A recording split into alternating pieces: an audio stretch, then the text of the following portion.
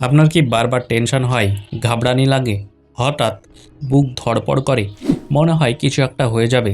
আপনি কি আপনার লাইফ পার্টনারকে খুব সন্তুষ্ট করতে পারছেন না এবং অল্প সময়ে আপনার বীর্যপাত হয়ে যাচ্ছে?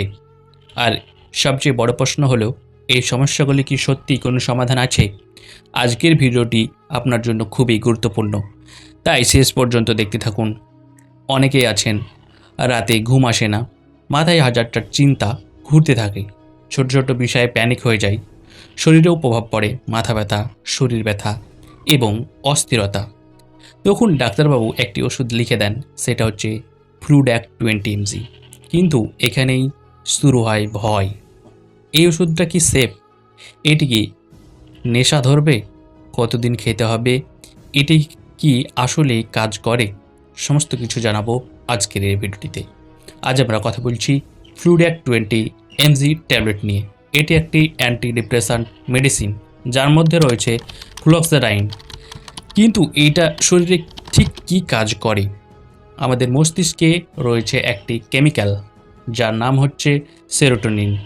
এই সেরোটোনিন যদি কমে যায় তাহলে মুড খারাপ হয়, দুশ্চিন্তা বাড়ে, প্যানিক হয়। আর ফ্লুড্যাক ঠিক এই কাজটাই করে। ফ্লুড্যাক কী করে? সেরোটোনিনের মাত্রাকে বাড়িয়ে তোলে। ফলে মন ভালো হতে শুরু করে, টেনশন কমে, ঘুম ভালো হয় এবং অনেক সময় প্রিম্যাচিওর ইজাকুলেশনের ক্ষেত্রেও কিন্তু এটা ভালো কাজ করে। এই ওষুধটির ব্যবহার কী কী রয়েছে? এই ওষুধটির ব্যবহার রয়েছে depression, anxiety, panic attack, OCD. OCD কথার অর্থ হচ্ছে বারবার হাত ধোয়া, শক করা, ওভার থিঙ্কিং এবং ঘুমের সমস্যার কাজে কিন্তু খুব ভালো কাজ করে এই ওষুধটি। এর কি সাইড এফেক্ট রয়েছে? কিন্তু একটা জিনিস মনে রাখবেন, এই ওষুধ খেলে কিছু সাইড এফেক্ট হতে পারে।